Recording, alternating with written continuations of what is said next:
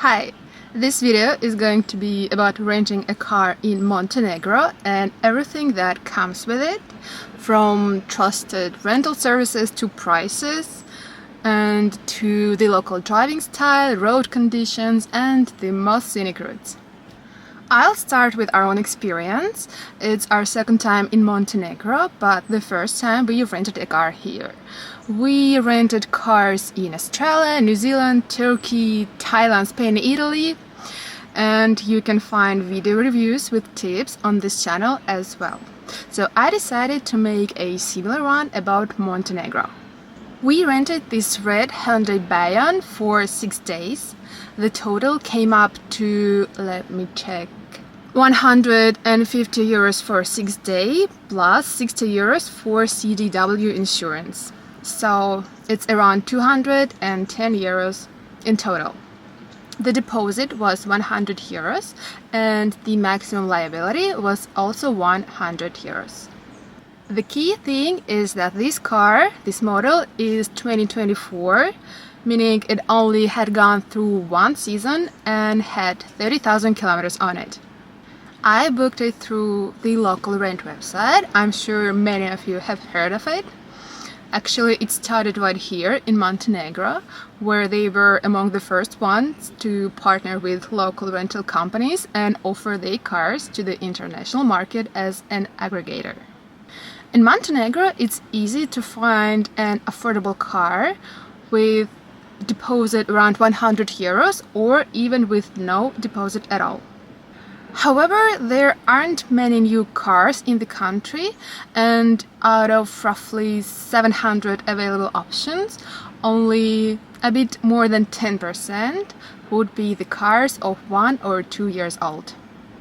In the low season, like now in October, prices for rentals start at around 20 euros per day. In the peak of season, from June to September, prices are from 30 euros per day. I always try to choose a newer car, even if it means paying a bit more.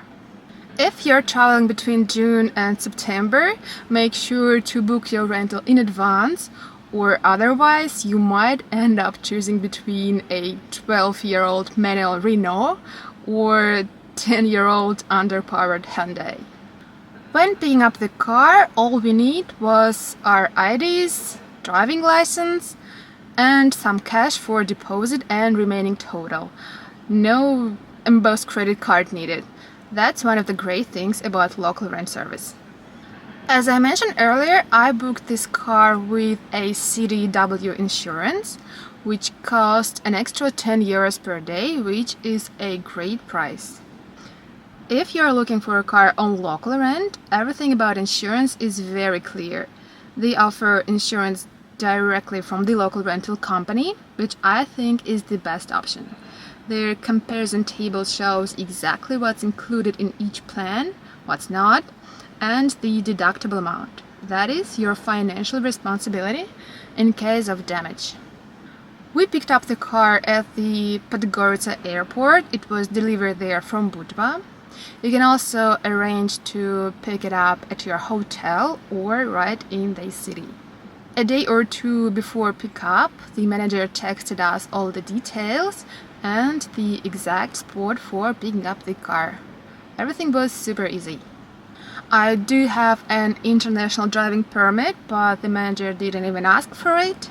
We were told in advance that the car must be returned clean. You also can return it dirty and pay extra 10 euro for the cleaning, which we did. And of course, you need to return the car with the same fuel level as you received it. What kind of car should you choose for Montenegro and what should you pay attention to? In Montenegro, you don't need a big car. Something like Renault Clio or Opel Corsa or the one we had will do just fine. The only exception is if you're planning to go into the mountains to Durmitor, for example. There, I would prefer something with a bit more power than Hyundai Bayon, at least to more easily climb those 10% uphill roads. Also, starting from November, all rental cars need a winter package, and there is a filter for that on local rent too. All the links will be in the description, as well as the most useful one to my written guide about renting a car in Montenegro, which I've already published on my blog, tripwiz.com.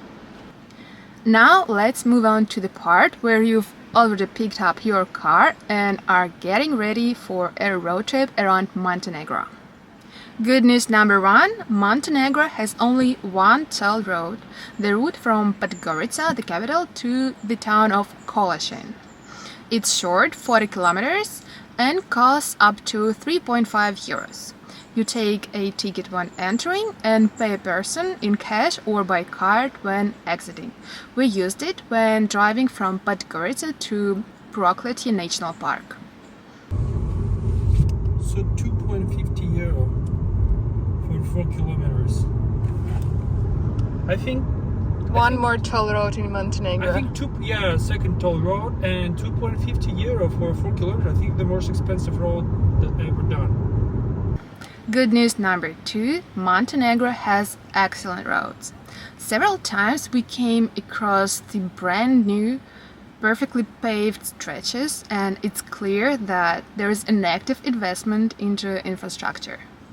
For example, I'd read that the road M9 from Ulcinj to Prokletije used to be considered a local one and wasn't in great conditions. But when we drove it in October 2025, it was fully repaired and resurfaced, and now is a real pleasure to drive, even with all its curves.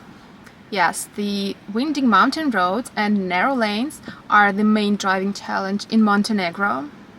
And among the ones that gave us the most headache but also the most stunning views, I would highlight the road P14, which I think is the most beautiful part of the Durmitor ring route. Now I get it why this beautiful road in Durmitor Park, where the Sedlo Pass located, is usually closed from November, because even now in the middle of October, in the end of October, today is 21st, I guess, there is snow right on the side roads. Yeah. And it's so windy. Oh my gosh, you don't want to get out of the car. Yeah, it's around 5 centigrades here, or even lower, but there is snow, right on the road. I'll show you.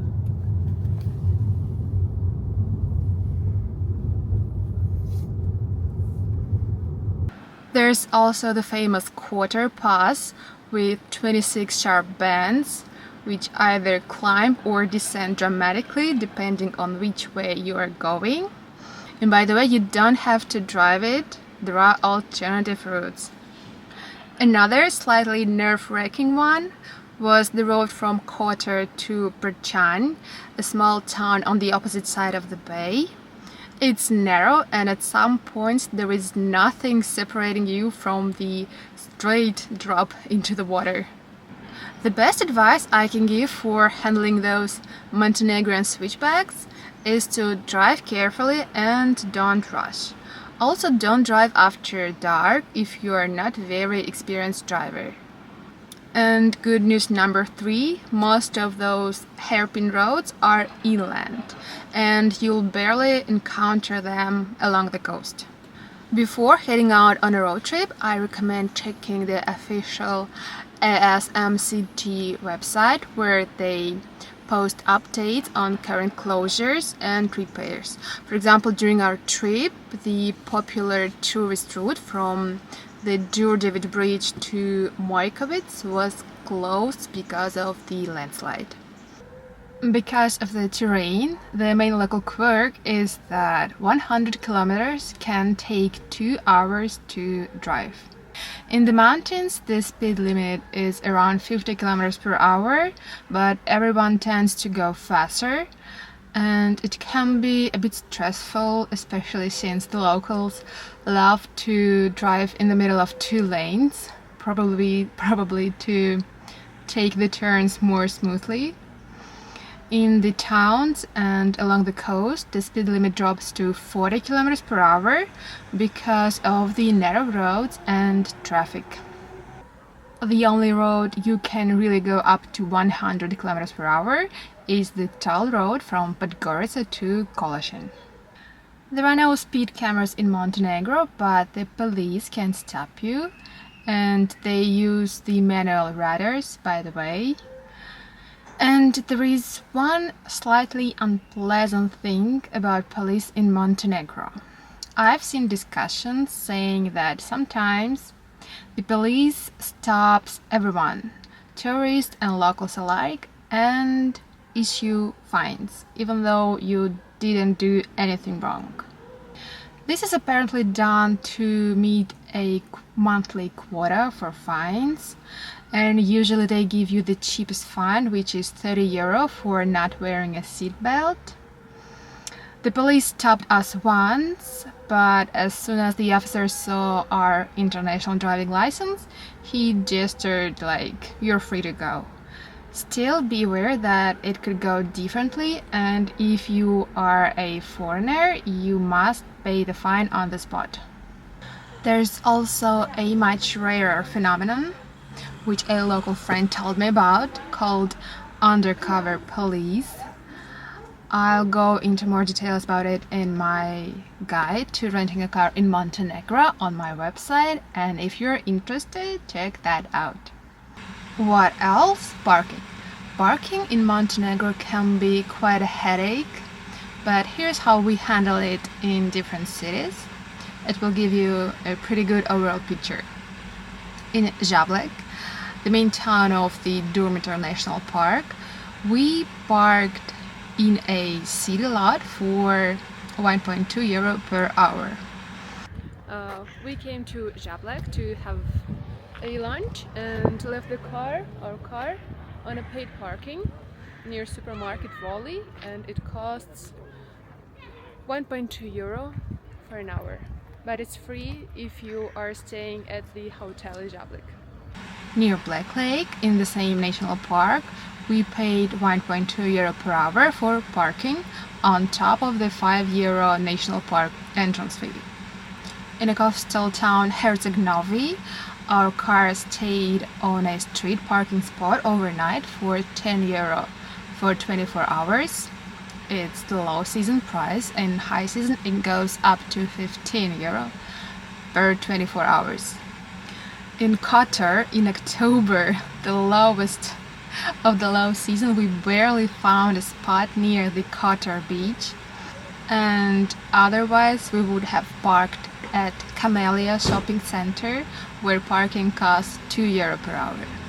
In Budva, we stayed at a hotel near the old town and the beach, where the underground garage was included in the price. All the links and names are in the description. While walking around Budva, I noticed street parking ranging from 0.6 to €2 per hour, which can usually be paid via SMS or a parking meter, though I didn't see any meters nearby. Ideally, it's best to choose a hotel with parking in Montenegro, but that's not always possible. And the worst parking situation we faced was in Perest. So we've just experienced a not that pleasant thing in Montenegro. We came to Perest, and I read that there are some problems with parking, but what it turned out to be, when you try to park on city parking spots, which are plentiful, a guy comes to you and says that parking is free if you buy a boat tour to the church, to the island with the church, and it costs €20 per person, and then parking is free. And if you don't want to take a tour, then you have nothing to see here, just go. And for you to know, the boat tour actually costs €5 per person, not 20. And how to get out of that situation? Just park on the upper road near the fortress. I leave the exact link in my blog post. And in Podgorica, in the capital, we left the car on the parking spot near the Independence Square, and it costs 0.4 euro per hour, but you can pay only in cash. I was surprised that the car had already clocked 30,000 kilometers for this season, but we drove across the entire country and only did 900 kilometers ourselves, and we had a much more packed itinerary than tourists usually have. The country, Montenegro, is really quite small.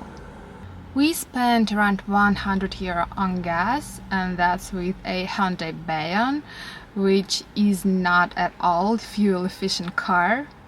The gas prices are equal around the country, around 1.4 euro per liter.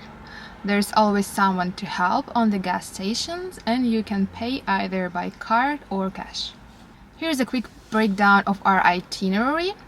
We started in Podgorica and drove to Prokletije National Park, an insanely beautiful area, perfect for an overnight stay in the valley with the mountains on the background and for hiking. And great bonus, Prokletije is still relatively unknown among the tourists. There we hiked up to the peak of Volushnica. It was hard for her.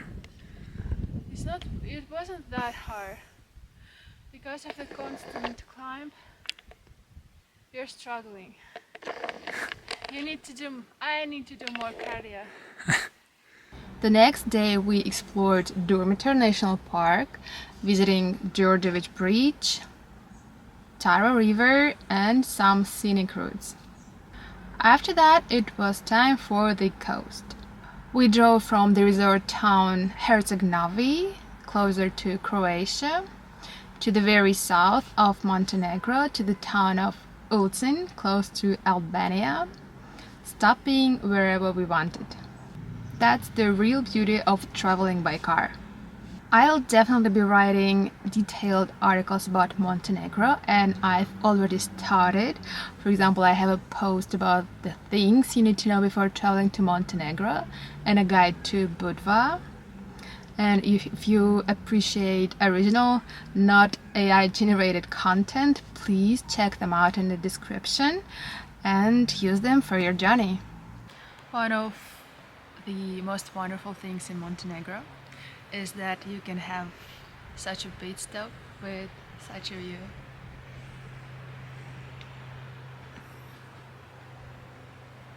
Now we're returning our car in the Podgorica Airport. So we're searching our parking that we need. So that's it. We're returning with the same amount of fuel. We didn't wash the car because we'll pay the fee of 10 euro. This is Podgorica Airport. It's very small, tiny, and we're turning near on the parking spot. I wish you an amazing trip to Montenegro. Definitely rent a car. It's doable for everyone. Bye.